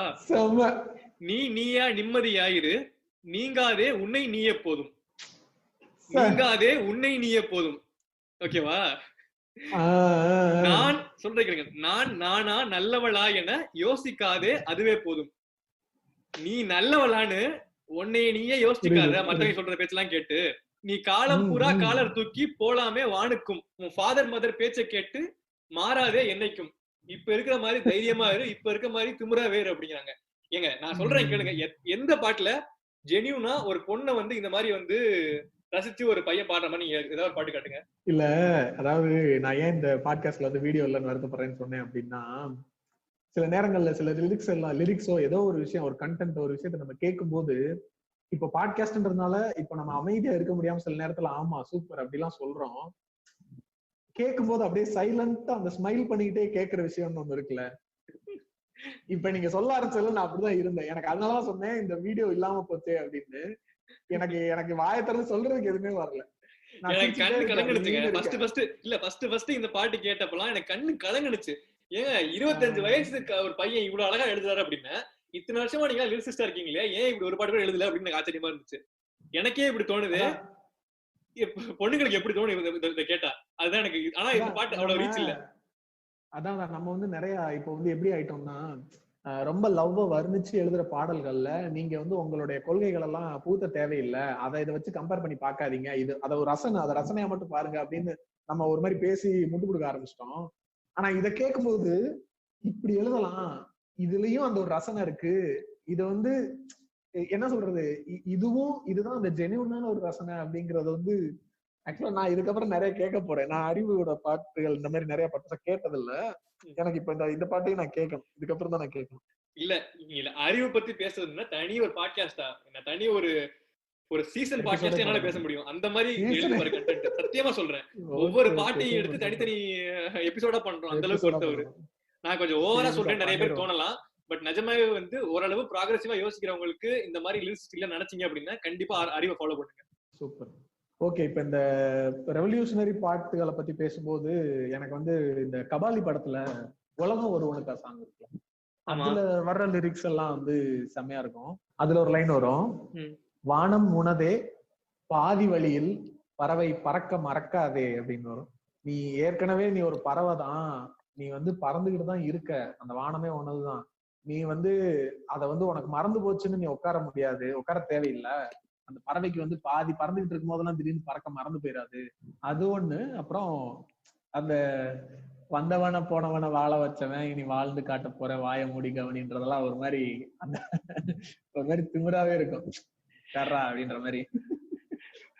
வந்தாரை வாழ வைக்கும் தமிழ்நாடுங்கிறதுனால சொல்றாங்களா அப்படி? மேபி அதுதான் நினைக்கிறேன் ரெஃபரன்ஸ். ஆக்சுவலா வந்தவன போனவெல்லாம் வாழ வச்சது போதும், இனி நான் வாழ்ந்து காட்டுறேன், நீ வாய் மட்டும் உட்காரு அப்படிங்கிற மாதிரி. ஓகே, அது இந்த லைனும் இருக்கும். இந்த நம்ம என்ன சொல்றது, இந்த தமிழ் ரத்தம் தமிழ் குடின்னு பேசுறவங்க எல்லாம் சொல்லுவாங்கல்ல, ரஜினிகாந்த் ஆட்சிக்கு வர்றதுன்றது அது வேற டாபிக், நம்ம அங்க போக வேணாம். ஆனா அந்த தமிழ்நாட்டை தமிழன் தான் ஆளணும்ன்றதுக்கு ஒரு பதில் இருக்கு இந்த பாட்டுல. அப்படியா? என்னது? எங்க போற எங்க போறா இப்ப உனக்கு என்னடா, தமிழனுக்காக வந்து நின்னவன் தமிழன், அவ்வளவுதான்.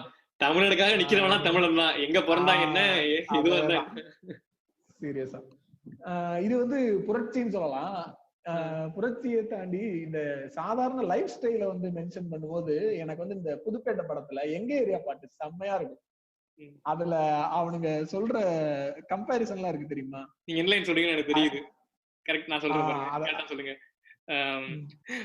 பாட்டாவே பாடிடவா?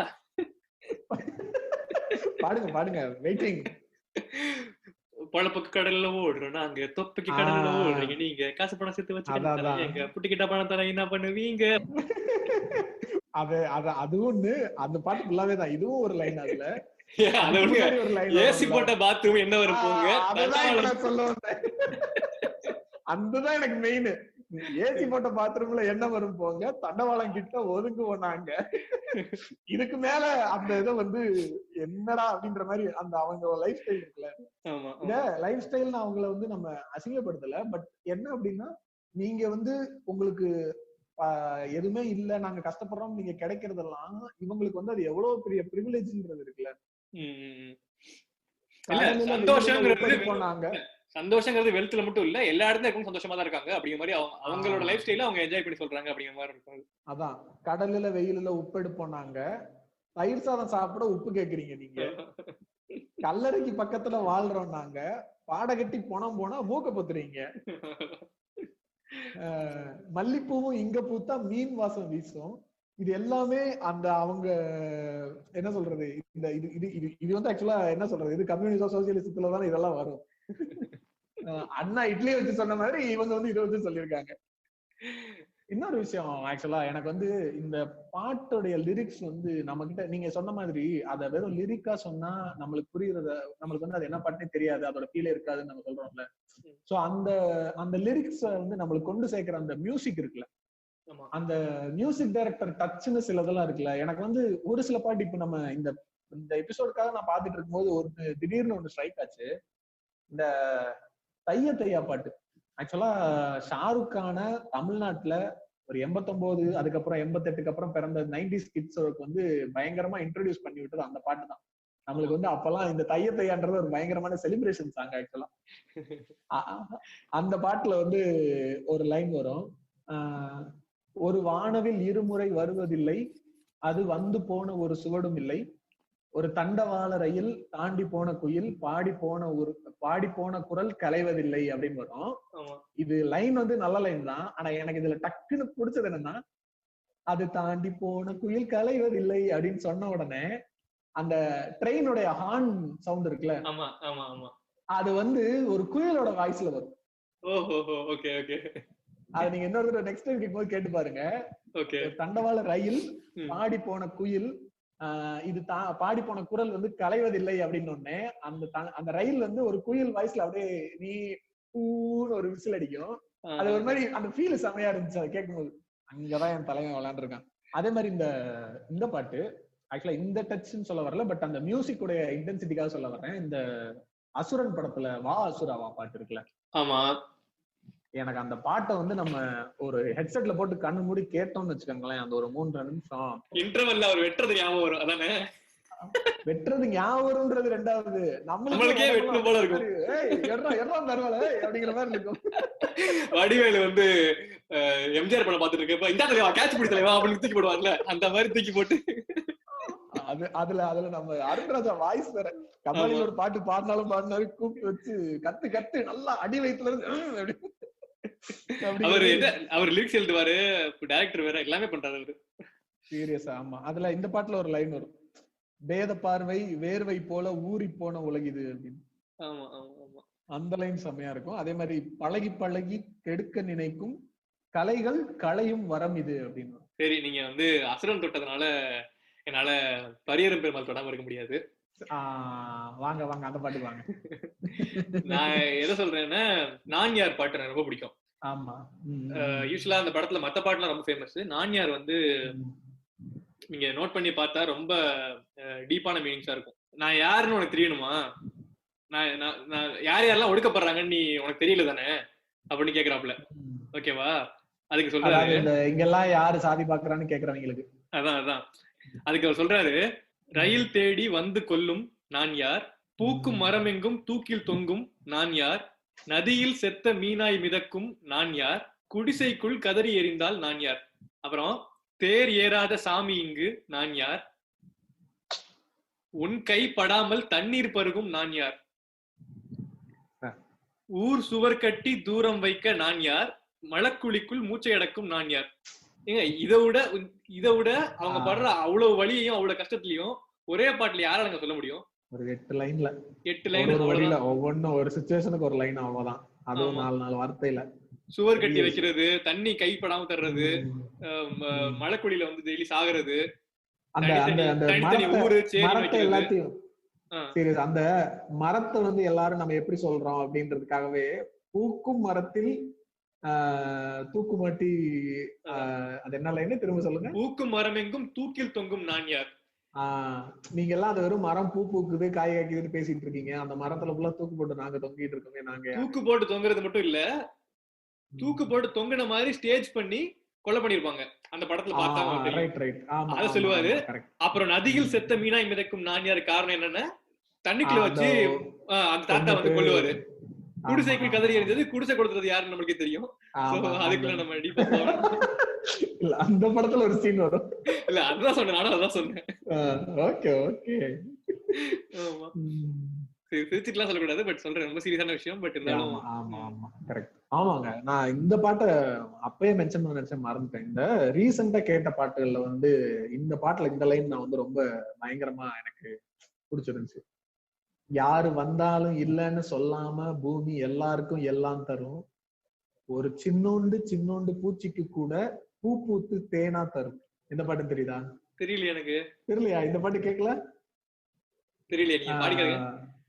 யாரு வந்தாலும் இல்லைன்னு சொல்லாம பூமி எல்லாருக்கும் எல்லாம் தரும், சின்னோண்டு பூச்சிக்கும் கூட பூ பூத்து தேனா தரும். கேட்டது இல்லையா? பக்ரீத்னு ஒரு படம் வந்துச்சு தெரியுமா? அந்த படம் வந்தது தெரியல, போனது தெரியல, அது ஒரு விஷயம். ஒரு ஒட்டகத்தை வச்ச ஒரு கதை. அந்த படத்துல வந்து ஆலங்குருவிகளான்னு ஒரு பாட்டு இருக்கும். அந்த பாடிருப்பாரு. சூப்பரா இருக்கும் அந்த பாட்டோட லிரிக்ஸ் எல்லாம். லைஃப் வந்து எப்படி வாழணும், இந்த நீ அதாவது மனுஷன் மட்டும்தான் அந்த உலகத்துல இருக்கான்னு நம்ம எல்லாம் சுத்தி திரியறோம்ல இருந்தா, அப்படி இல்லடா அப்படிங்கிற மாதிரியான ஒரு பாட்டு. அந்த ஃபர்ஸ்ட் பாட்டுல ஸ்டார்டிங்கே அப்படிதான் ஆரம்பிக்கும். ஆலங்குருவிகளா எங்க வாசல் வருவீங்களா, ஆலங்குருவிகளா வாழ சொல்லி தருவீங்களா அப்படின்னு வரும். அதுல இந்த லைன் வரும், யார் வந்தாலும் இல்லைன்னு சொல்லாம இந்த பூமி எல்லாருக்கும் எல்லாம் தரும், ஒரு சின்னோண்டு பூச்சிக்கு கூட பூ பூத்து தேனை தரும். அந்த பூச்சிக்கும் இங்க ஒரு பர்பஸ் இருக்கு, அதுக்கு ஒரு லைஃப் இருக்கு, அதுக்கு பூமி ஒண்ணு வச்சிருக்கு. நீ மட்டும்தான் இங்க இருக்க, உனக்கு மட்டும்தான் இங்க இருக்கிறது எல்லாம் அப்படின்றது கிடையாது அப்படின்ற மாதிரி. இது ரொம்ப பிடிச்சிருச்சு இந்த பாட்டு கேட்டப்போ. இதே மாதிரி புள்ளினங்கால் பாட்டும் செமையா இருக்கும். கரெக்ட். அதுலயும் இந்த பறவைகள் எல்லாம் பத்தி செமையா எழுதிருப்பாங்க அவங்க. அது ஒரு லைன் வரும், அவர் வந்து அந்த பறவைகள் எல்லாம் ரொம்ப நேசிப்பாரு. சோ வந்து இப்படி ஒரு லைன் வச்சிருப்பாங்க, உலகே அழிந்து போனாலும் உனை காக்க தோன்றுமே அப்படின்னு ஒரு லைன் இருக்கும். கரெக்ட். அது செமையா இருக்கும். இந்த நம்ம லவ் பத்தி பேசினதுல வந்து இன்னொரு லைன் ஒண்ணு எனக்கு ரொம்ப பிடிக்கும். ஆக்சுவலா இது ஒரு ரொம்ப சாதாரண விஷயமா தெரியலாம், பட் அதை யோசிச்சு பார்க்கும்போது ரொம்ப பயங்கரமா ஃபீல் ஆச்சு எனக்கு. கண்கள் எல்லாம் இன்பம் கூடி கண்ணீர் ஆகுது. எந்த பாட்டு தெரியுதுல உங்களுக்கு? புடிச்சிட்டேன், இருங்க வர்றேன். இது மாயநதி கரெக்டா? கண்கள் எல்லாம் இன்பம் கூடி கண்ணீர் ஆகுது. அதேதான். அந்த சிச்சுவேஷன் வந்து அவங்க அத்தனை வருஷமா பிரிஞ்சு அவங்களோட ஒய்ஃப வந்து எப்படா எப்படா எப்படான்னு இருக்கும்போது அந்த ஒரு செகண்ட்ல அந்த பார்க்கும்போது இந்த பாட்டு வரும். அப்ப இந்த லைன் வந்து கண்கள்ல வந்து தண்ணி நிறைஞ்சு கண்ணீர் ஆகுதுன்றாம கண்கள் எல்லாம் இன்பம் கூடி அது கண்ணீரா வெளியே வருது எனக்கு அப்படிங்கிறப்ப எனக்கு அது ரொம்ப நல்லா இருந்துச்சு ஃபர்ஸ்ட் டைம் கேட்கும். அந்த படத்துலயே அந்த சீன் வந்து எனக்கு ரொம்ப பிடிச்ச ஒரு சீன். எனக்கு அப்படியே ஒரு மாதிரி அது அப்படியே அந்த இடத்துல அப்படியே ஃப்ரீஸ் ஆகி அப்படி நின்று. புரியுது. நான் பாருங்க இன்னொரு இப்படியே கான்ட்ராஸ்டா ஒரு லைன் சொல்றேன் பாருங்க. அதே சானா, அதே விவேக், ஆனா வேற ஒரு லைன் சொல்றேன் பாருங்க. ஒரு ஹீரோக்கு வந்து அந்த ஹீரோயின் வந்து மறக்கணும், ஓகேவா? ஆனா மறக்க முடியல. அது எப்படி ஒரு லைனா சொல்றான்னு பாருங்க. உன் ஞாபகம் தீயிட விறகு 1000 வாங்கினேன், உன் ஞாபகம் தீயிட விறகு 1000 வாங்கினேன், அறியாமலே நான் அதில் அரியாசனம் செய்கிறேன், நான் வாங்கின விறகு வச்சே நான் அரியாசனம் செய்யறேன் எனக்கே தெரியாம. உன்னைய மறக்கணும் தான் நான் வந்து விறகு வாங்குறேன். ஆனா அந்த விறகு வச்சியே உனக்கு அரியாசனம் செஞ்சு உன்னை வந்து என் மனசுல வச்சிருக்கேன் அப்படின்னு. இதுவும் வந்து மேயாதமான் தான். இது வந்து மேகமோ அப்படின்னு ஒரு பாட்டு இருக்கும், அது வேற லெவல் பாட்டு, அது இன்னும் செம்மையா இருக்கும். நீங்க மாய நதி பாட்டு சொன்னீங்கல்ல, அந்த பாட்டு மாதிரியே இன்னொரு பாட்டு இருக்கும் அந்த படத்துல, தூண்டில் மீன் ஒரு பாட்டு இருக்கும், கேட்டிருக்கீங்களா? கேட்டிருக்கேன்னு நினைக்கிறேன். பட் அது ரொம்ப கம்மியா தான் கேட்டிருப்பாங்க. அந்த பாட்டு லிரிக்ஸ் ரொம்ப சூப்பரா இருக்கும். அது கேளுங்களேன், லைன் சொல்றேன் கேளுங்களேன். விதை தேடும் நிலம் போல மடி தேடி அலைந்தேனே அப்படின்னு அந்த ஹீரோ சொல்லுவாரு.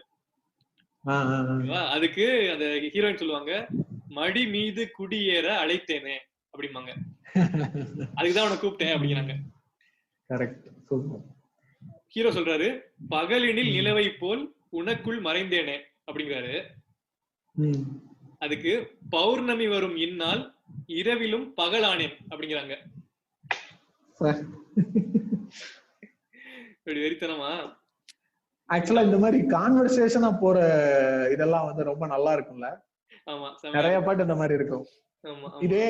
இதுக்கு சிமிலரான ஒரு பாட்டு தான் வந்து இந்த பிரியமானவளை படத்துல ஒரு பாட்டு வரும், என்னவோ என்னவோல வரும், மழை தேடி நான் நினைவேன் சம்மதமா சம்மதமா அப்படின்னு அந்த மேல் சொல்லுவாரு. அதுக்கு பெண் வந்து, குடையாக நான் வருவேன் சம்மதமா சம்மதமா, விரல் பிடித்து நகம் கடிப்பேன் சம்மதமா சம்மதமா, நீ கடிக்க நகம் வளர்ப்பேன் சம்மதமா சம்மதமா. செமையா? இதை விடுங்க, இதை விட வெறித்தனமான ஒரு லைன் சொல்றேன் பாருங்க. பனிதனில் குளித்த பால் மலர் காண 20 வசந்தங்கள் விழி வளர்த்தேன். ஓகேவா? 20 வருஷம் அர்த்தம் என்னன்னா, பனியில குளிச்ச பால் மலர் மாதிரி இருக்க உன்னைய பாக்குறதுக்கு தான் 20 வருஷமா நான் வந்து உயிரோட இருக்கேன், அதுக்குதான் இந்த கண்களை வந்து வளர்த்து வச்சிருக்கேன் அப்படின்னு சொல்றாப்ல ஹீரோ சொல்றாப்ல. ஓகேவா? அதுக்கு நம்ம ஹீரோயின் சொல்றது பாருங்க, பசித்தவன் அமுதம் பருகிடத்தானே 17 வசந்தங்கள் இதழ் வளர்த்தேன் அப்படின்னு. இப்பதாங்க ஒரு 4 நாளைக்கு முன்னாடி இந்த பாட்டு கேட்டேன். என்ன பாட்டுங்க இது? நல்லா தெரியுமே, நல்ல பழக்கம் எனக்கு. சொல்றதை கேளுங்க. அதான், பசித்தவன் அமுதம் பருகிடத்தானே 17 வசந்தங்கள் இதழ் வளர்த்தேன், 17 வருஷமா இது உனக்காக தான் வந்து வளர்ந்து வச்சிருக்கேன் அப்படிங்கிறாங்க. இலை மூடும் மலராக இதயத்தை மறைக்காதே அப்படிங்கிறாரு ஹீரோ, மலர் கொல்லும் காற்றாக இதயத்தை உழுக்காதே அப்படிங்கிறாருல ஹீரோயின். வெறித்தனமா? எங்க பாட்ட சொல்லுங்க, வாய் வரைக்கும் நிக்குது, வர மாட்டேங்குது. தொட தொட மலர்ந்தது என்ன, தொட தொட மலர்ந்தது என்ன.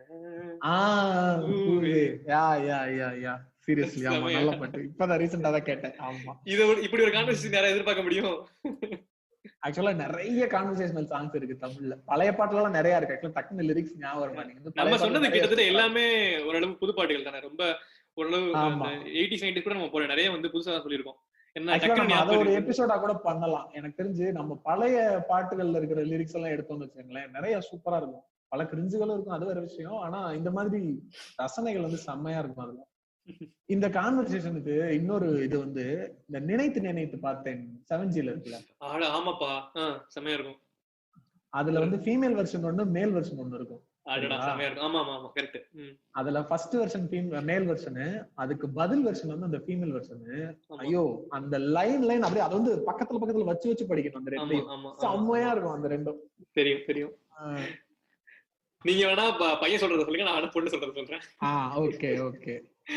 தூது பேசும் கொலுசின் மொழியை அறைகள் கேட்கும் எப்படி சொல்வேன், உடைந்து போன வளையல் பேசுமா.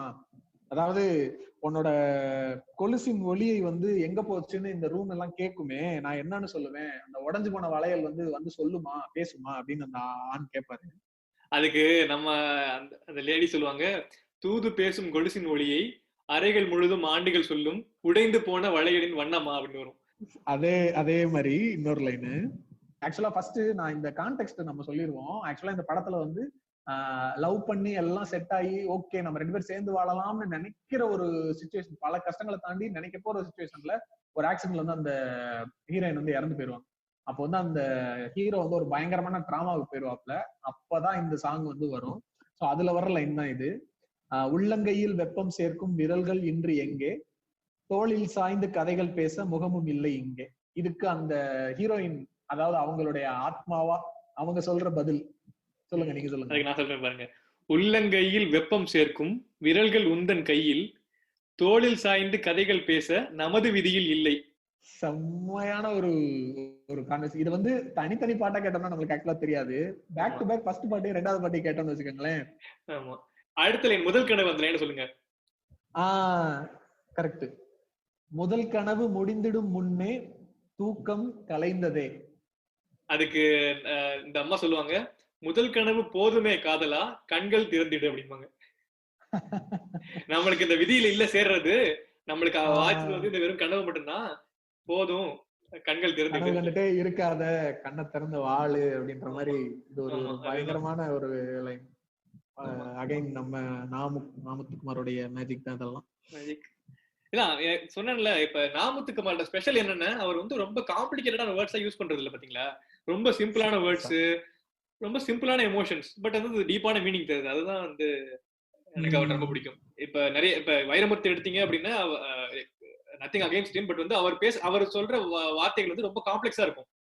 அவர் எழுதுற அழகை ரசிக்கிறது ரொம்ப நல்லா இருக்கும். பட் ஸ்டில் வந்து என்னைய பொறுத்த வரைக்கும் பர்சனலா சொல்றேன், அவர் எழுதுறது வந்து இது கொஞ்சம் தள்ளி வச்சு பாக்குற மாதிரி இருக்கும். இந்த நாமுத்துக்குமாரோட வந்து ஏதோ நம்மள ஒருத்தர் எழுதுற மாதிரியே இருக்கும். அதுதான் எனக்கு தெரிஞ்சு இந்த நாமுத்துக்குமாருக்கும் வைரமுத்துக்கும் டிஃபரன்ஸ் அப்படின்னு நினைக்கும். ரசனையில டிஃபரன்ஸே சொல்லல. வைரமுத்து வந்து பயங்கரமான லிரிசிஸ்ட் தான், இல்லைன்னு சொல்லல. நான் வந்து அவர் பாட்டு ரொம்ப ரசிப்பேன் இல்லைன்னு சொல்லல. பட் வந்து இந்த பர்சனல் டச் வந்து இந்த நாமுத்துக்குமாரோட கிடைக்கும் அப்படின்னு சொல்றேன். ஆமா ஆமா, ரொம்ப ஒரு மாதிரி ஒரு close to the heart of feel ஆகும். நாமுத்துக்குமார் வந்து அப்படியே தட்டி கொடுக்குற மாதிரி இருக்கும் லைட்டா.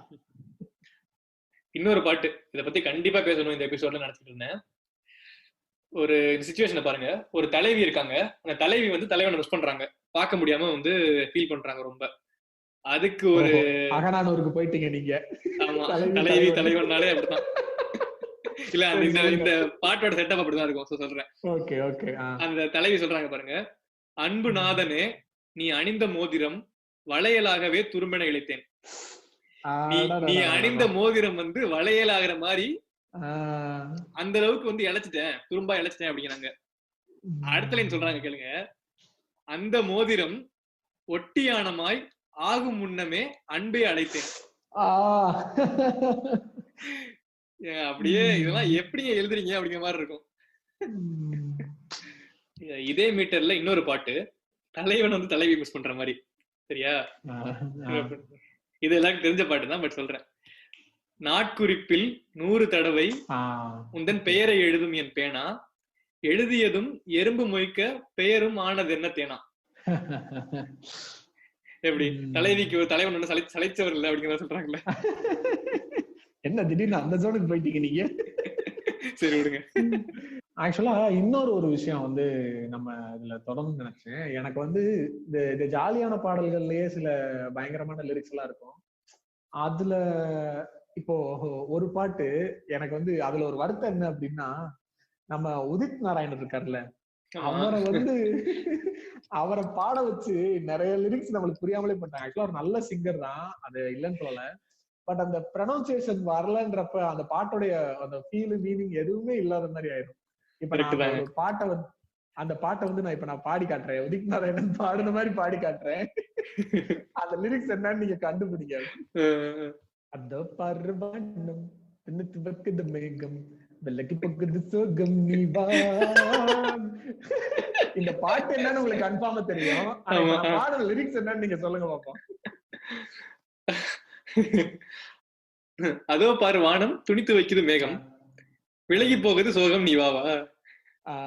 இது வந்து நீங்க இப்ப நான் பாடினதை வச்சு நீங்க சொல்லல, உங்களுக்கு ஏற்கனவே தெரிஞ்சிருக்கு. இத நான் சீரியஸா சொல்றேன். இந்த கில்லி படம் வந்ததுல இருந்து இப்ப கிட்டத்தட்ட ஒரு 4-5 மாசத்துக்கு முன்னாடி வரைக்கும் இது என்ன லைன் எனக்கு சத்தியமா தெரியாது. நான் வந்து ரீசெண்டா நல்லா இது என்னதான் லைன்னு ஒரு நாள் உட்கார்ந்து கேக்குறேன், அப்பதான் புரியுது. அதோ பாரு வானம் துணி துவைக்குது மேகம், இதெல்லாம் செம லைன்ல. மேகம் துணி துவைக்குது, அப்படி துணி துவைக்கும் போது அழுக்கெல்லாம் போற மாதிரி சோகம் எல்லாம் விலகி போகுது. அதோ பாரு வானம் துணி துவைக்குது மேகம் விலகி போகுது சோகம்னு சொன்னா பரவாயில்ல. அதோ பாரு வானம் துணித்து வைக்குது மேகம் அப்படின்னா நான் அந்த பிரிச்சு அந்த சிலபுல பிரிச்சு படிச்சுட்டேன் இவ்வளவு நாளா. துணித்து வைக்குது மேகம் அப்படின்னா என்ன? நான் வந்து குடுத்து வைக்குது மேகம் நினைக்கிறேன். என்ன மேகம் என்ன குடுத்து வைக்குது நினைச்சுக்கிட்டு இருக்கேன். அதே மாதிரி விலகி போகுது சோகம்ன்றதும் நான் ஏதோ வேற விலை இப்போ இது சோகம் என்ன சொல்றாப்ல அப்படிங்கிற மாதிரி என்னங்க ஜி தமிழ் பேசுற மாதிரி பேசிக்கிட்டு இருக்கீங்க, ஜி திருக்குறள் பேசுற மாதிரி பேசிக்கிட்டு இருக்கீங்க. பத்ரி படத்துல வச்சுக்கணும்ல, ஒரு கடி தம் எழுதுனேனா ஒரு கடி தம் எழுதினேன் அந்த மாதிரி. இப்ப இந்த காதல் பிசாசு பாட்டு அதெல்லாம் கூட அதுல லிரிக்ஸ் எல்லாம் ரொம்ப டீப்பாலாம் இருக்காது, அத புரியுற மாதிரி இருக்கு ஓரளவுக்கு. ஆனா இந்த மாதிரி ஒரு சில பாட்டுலாம் உதித் நாராயணன் பாடினது நம்மளுக்கு வந்து அந்த பாட்டோட நல்ல லிரிக்ஸ் தெரியாம போன மாதிரி போயிடுச்சு. நீங்க சொல்ற மாதிரி சில பேர் பாடினா அந்த லிரிக்ஸோட டெப்த ரியலைஸ் பண்ண முடியாத அளவுக்கு இருக்கும். கரெக்ட் தான். ஆமா ஆமா, அந்த ஃபீலே போயிடும். பாட்டு நல்லா இருக்கும் ஆக்சுவலா, மியூசிக்கா அந்த பாட்டு தான் நம்ம கேட்டோம், ஒரு பாட்டா நல்லா இருக்கும். பட் இந்த லிரிக்ஸ்க்குள்ள இருக்கிற அந்த டெப்த் இருக்குல்ல, அது வெளியே வராமலே அந்த வார்த்தை என்னன்னு தெரிஞ்சாதானே அது என்னன்னு நம்ம இது பண்ண முடியும். இப்ப நிறைய சிங்கர்ஸ் ஆக்சுவலா இருக்காங்க. இப்ப ஸ்ரேயா கோஷல் எல்லாம் வந்து அவங்க ஒரு பெங்காலின்னு சொன்னா நம்பவே மாட்டோம். ஐ திங்க் இந்த மின்வெட்டு நாளில் பாட்டுன்னு நினைக்கிறேன், அது வந்து ஸ்ரேயா கோஷல் பாடினதுன்னு எனக்கு தெரியாது. ஓகே. அதோட மேல் வாய்ஸ் வந்து யாரோ விஷால் தர்லானி, அவருக்கும் தமிழ் ப்ரொமோஷன் இது ப்ரொனவுன்சியேஷன் ஒழுங்கா வராது. அந்த நான் ஒரு நாள் எங்க அப்பா கூட பேசிட்டு இருக்கேன், ஏதோ பேசும்போது நல்லா தமிழ் பேசுற ஆட்களை பாட வச்சா நல்லா லிரிக்ஸ் புரியும் இல்ல, ஏன் இப்படி பண்றாங்க? இந்த பாட்டுல பாருங்க, மேல் வாய்ஸ்ல பேசுறது நம்மளுக்கு ஏதாவது புரியுதா? இதே ஃபீமேல் வாய்ஸ் தமிழ் பொண்ணுன்றதுனால அது பாடுறது நம்மளுக்கு எவ்வளவு நல்லா புரியுது அப்படின்னு நான் எங்க அப்பாட்ட பேசிட்டு இருக்கேன். லேட்டரா தான் எனக்கு தெரியுது அது ஸ்ரேயா கோஷல் பார்த்தது. ஸ்ரேயா கோஷலோட ப்ரொனவுன்சியேஷன் பாத்துங்க, அந்த லாங்குவேஜோட அந்த நேட்டிவிட்டி அப்படியே இருக்கு. ஆமா ஆமா ஆமா, கரெக்ட். அதான் தெரியாது. கரெக்ட். நிறைய பாட்டுல இந்த மாதிரி என்னடா பாடுறீங்க அப்படின்னு புரியாத மாதிரி இருக்கும். சும்மாவே நம்ம லிரிக்ஸ் இஷ்டத்துக்கு தான் போடுவோம். இப்படிலாம் வேற துணித்து வைக்குது மேகம் தான். இதுதான் உதித் நாராயணன் சொல்றப்ப இன்னொன்னு இருக்குது. இந்த சோனியா பாட்டுலாம் எனக்கு சின்ன வயசுல, ரொம்ப சின்ன வயசுல கேட்டது இல்ல, ஒண்ணுமே புரியாது. ஒரு லைன் வரும், காதலில் 2 வகை சைவம் உண்டு சைவம் உண்டு. என்னையா ரெண்டையுமே சைவங்கிறீங்க, அசைவம் சாப்பிடவே கூடாது அப்படின்னு இருக்கு. என்ன சொல்ல வர்றாங்க? 2 வகைன்றாங்க, சைவம் உண்டு சைவம் உண்டு. அப்புறம்தான் ரொம்ப நாள் கழிச்சு புரிஞ்சுச்சு அது வந்து சைவம் உண்டு அசைவம் உண்டு. சைவம் உண்டு சைவம் உண்டு. காதல் பிசாசே அந்த பாட்டு இப்படித்தான் இருக்கும். என்னையா சொல்ல வரீங்க? வருவா இல்ல. சரி, ஆக்சுவலா நம்ம வந்து இப்படி பேசணும்னா விட்டா பேசிக்கிட்டே இருப்போம். இப்பயே ஆக்சுவலா எவ்வளவு நேரம் ரெக்கார்டிங் போயிருக்குன்னு கூட தெரியல. இத நம்ம எவ்வளவு நேரம் பேசினாலும் இந்த ஒரு பர்டிகுலர் விஷயத்த வந்து நம்மளால முடிக்கவே முடியாது. ஒவ்வொரு பொயட்டுக்கும் ஒவ்வொரு படத்துக்குமே ஒரு எபிசோடு போடலாம், அந்த அளவுக்கு நம்மள்ட்ட கண்டென்ட் இருக்கு இந்த லிரிக்ஸ் பொயட் வரும்போது. ஆனா வேற வழி இல்லாம இப்போதைக்கு இந்த எபிசோட நம்ம முடிச்சிருவோம். ஆனா இது மாதிரி அப்பப்ப ஏதாவது இந்த மாதிரி நம்மளுக்கு ஆப்வியஸ்லி ஃபீல் ஆகும், நம்ம 2 பேரும் சும்மா இருக்காது நம்மளுக்கு வாயி, அதனால எப்பயாவது இந்த மாதிரி திரும்ப ஆரம்பிப்போம். அப்ப இதே மாதிரி ஒரு எபிசோட்ல இன்னைக்கு டச் பண்ணாத ஏரியாஸ் எல்லாம் முடிஞ்ச அளவுக்கு நிறைய டச் பண்ணுவோம். கேட்கறவங்க உங்களுடைய ஃபீட்பேக்ஸை எங்கள்கிட்ட வந்து சொல்லுங்க. ஆக்சுவலா இன்ஸ்டாகிராம்ல வந்து வினா பாட்காஸ்ட்னு ஒரு பேஜ் இருக்கு, அந்த பேஜை ஃபாலோ பண்ணுங்க. அதுல வந்து நீங்க என்ன மெசேஜஸ் பண்ணாலும் உடனடியா அதுக்கு ரிப்ளை பண்ணுவோம். அது ஏன்னா கேட்கறவங்க என்ன ஃபீல் பண்றாங்கன்னு தெரிஞ்சாதான் நம்ம அதுக்கேற்ற மாதிரி என்ன பண்றோன்ற கரெக்ஷன்ஸ் பண்ணிக்க முடியும். இந்த எபிசோட் கேட்டுட்டு நீங்க என்ன பண்றீங்களோ இல்லையோ, லிரிசிஸ்ட் ஹரியோட பாட்டுலாம் போய் கேளுங்க, கண்டிப்பா வந்து தேங்க்ஸ் சொல்லுவீங்க எங்ககிட்ட. கண்டிப்பா நான் போய் கேட்கணும் இதுக்கப்புறம் தான் அது எல்லாத்தையும். ஓகே, எல்லா புகழும் அந்த 50 காசு பாட்டு புஸ்தகத்துக்கே. கண்மணி அன்போடு காதலன் நான் எழுதும் கடிதமே. பாட்டாவே படிச்சிட்டியா? அப்ப நானும் காலையில கனவு கலைஞ்சதுலேருந்து ஒரே கவிதை தான். வண்டி காப்பி கலைக்கு கொண்டாந்து கொடுத்தா, கலக்கிட்டாடா காப்பின்னு பாருங்க, கவிதை வந்துக்கினே இருக்குது.